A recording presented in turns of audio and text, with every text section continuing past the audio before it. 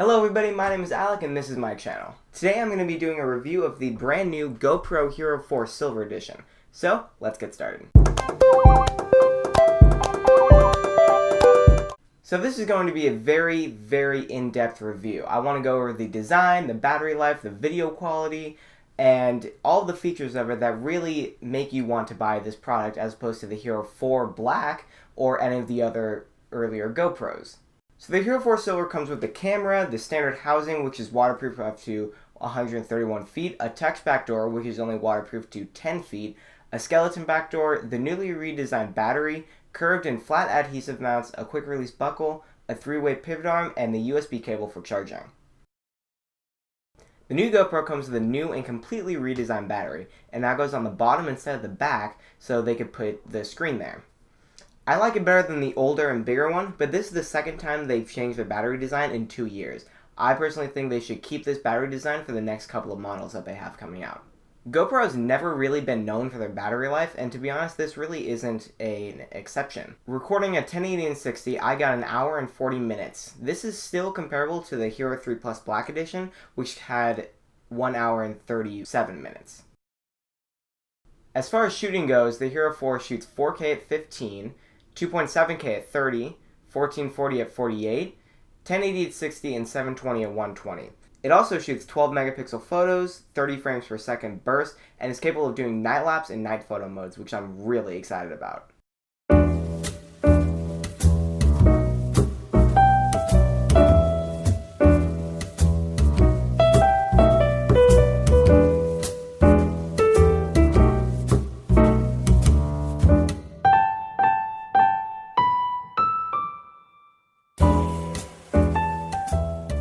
Now the one key difference that differentiates the Silver Edition from the Black Edition is the 1.5-inch LED touchscreen on the back. I've been a GoPro user for a long time now, but I never bought the LCD touchback, just because I could always use the app, and I've never really found any use for it, especially for spending an extra $80.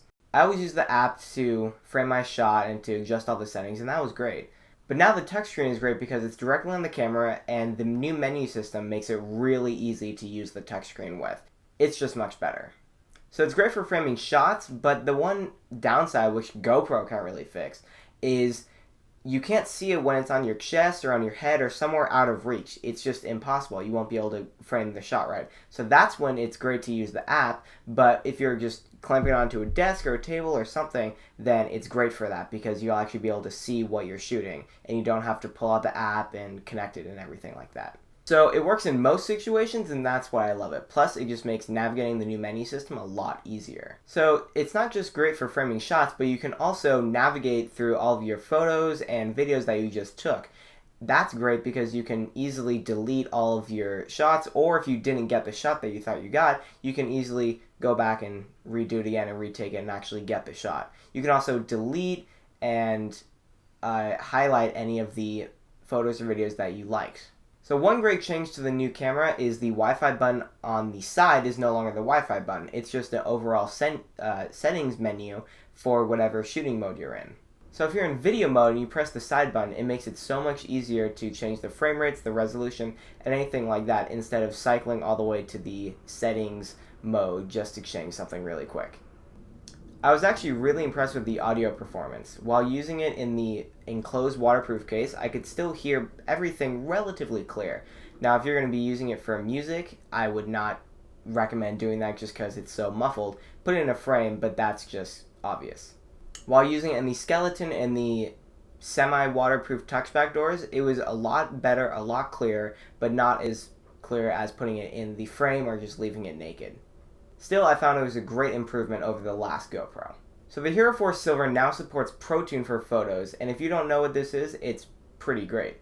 ProTune allows you to adjust more settings inside the camera and gives you more room for editing in post later on. So it's kind of like a RAW file, but it's not. For instance, you can adjust the white balance, the ISO limit, and the color, and it makes it really great for editing and post-production later on. It just gives you more room. So one of my new favorite features on this camera is night lapse and night photo mode. The older cameras could not have been even anywhere near low light. They just could not take it.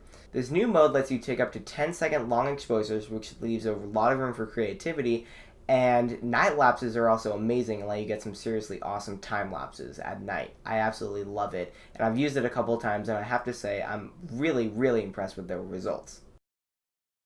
So the main question that a lot of people have been asking is, should you buy this over the Hero 4 Black? And really, it depends. I was in line at Best Buy and I was still thinking, oh, should I get the silver or the black? And I was still contemplating which one to get. And the main question that I asked myself over and over is, what are you really going to be using it for? I knew that I didn't really need 4K, though it would be nice. 1080 at 120 frames would be great, but not needed. I could just shoot at 720. And for me, it just wasn't worth the extra $100, for now, at least. The touchscreen is nice, the camera can still shoot at really great frame rates, and it does have a night lapse and night photo mode, which is great because if it didn't, I wouldn't have even considered buying the camera. So really just ask yourself this, do you really need 4K and 1080 at 120? Is it really worth the extra $100 to you? If not, then go with the Hero 4 Silver. It's a great camera, still shoots at great frame rates, and I'm really excited about it. So that's it for my review, guys. I hope you liked it, and I hope I answered some of your questions. If not, feel free to post some questions down below in the comments, and I'll get back to them right away. Thanks, guys, and I'll see you later.